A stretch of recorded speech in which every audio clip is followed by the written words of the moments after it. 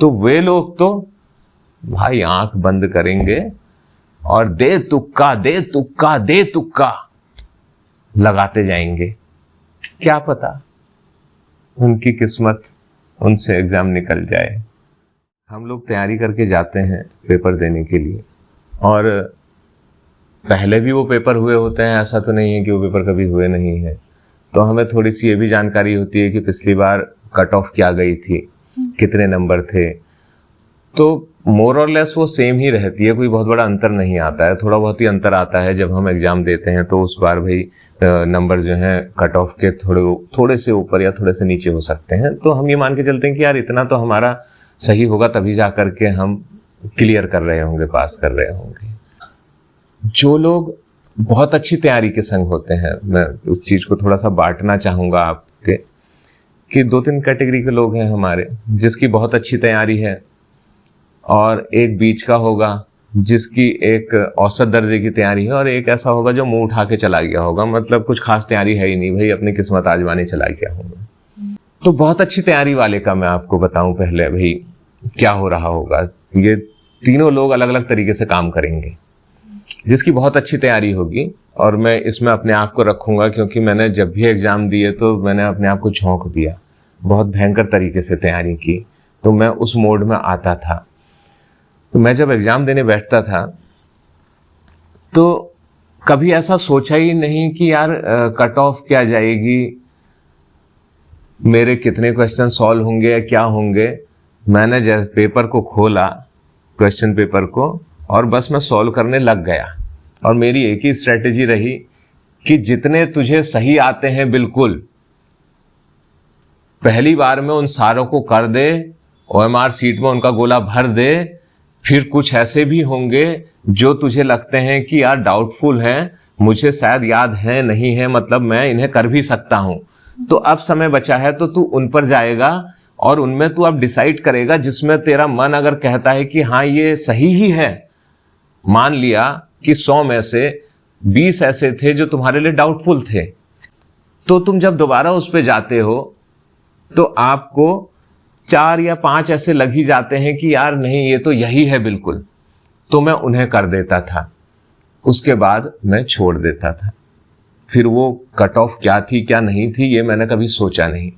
तो जो पहली कैटेगरी है वो इसी तरीके से चलेगी कि उसे जितना आता है, क्योंकि उसे बहुत आता ही होगा जिसने बहुत तैयारी कर रखी है, तो उस कंडीशन में वो पेपर अटेम्प्ट करेगा और जितने उसे आते हैं वो सारे क्वेश्चन सॉल्व करेगा, गोले भरेगा। कुछ उसको जो डाउटफुल है 2-4 उन पर भी दोबारा से मंथन करेगा, और उसमें उसको लगता है कि हाँ यार यही है तो वो उनको कर लेगा, और वो किसी कट ऑफ के बारे में नहीं सोचेगा।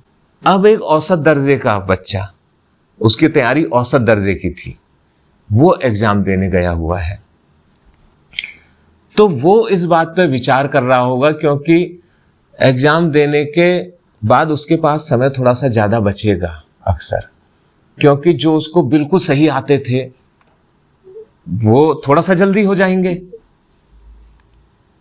तो उसके बाद उसके पास समय बचा है। तो कुछ डाउटफुल केसेस होंगे, अब वो डाउटफुल केसेस को पहले अटेम्प्ट करे।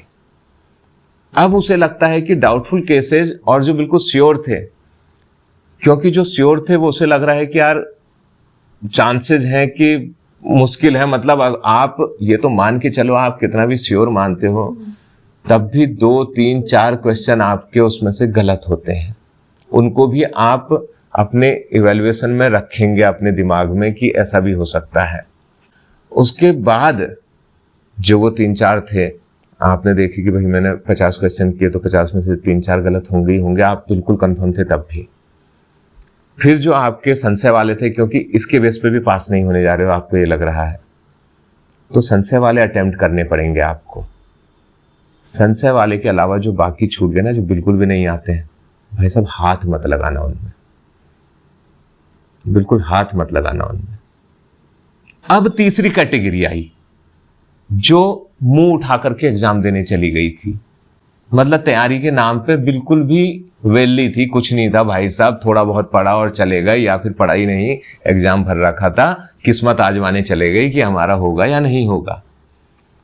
तो ऐसे लोगों का तो एक सूत्री कार्यक्रम होगा।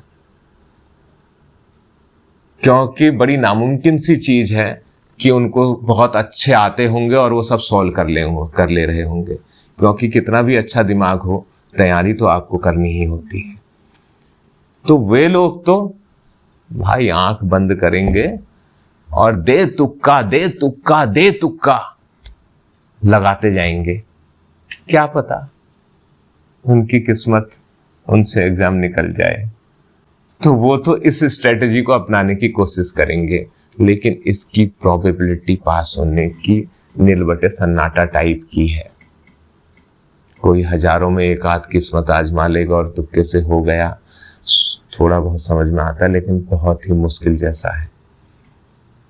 तो इस प्रकार से हम जो है, आप किस कैटेगरी में आते हैं आप ये सोच लें और आगे बढ़ें।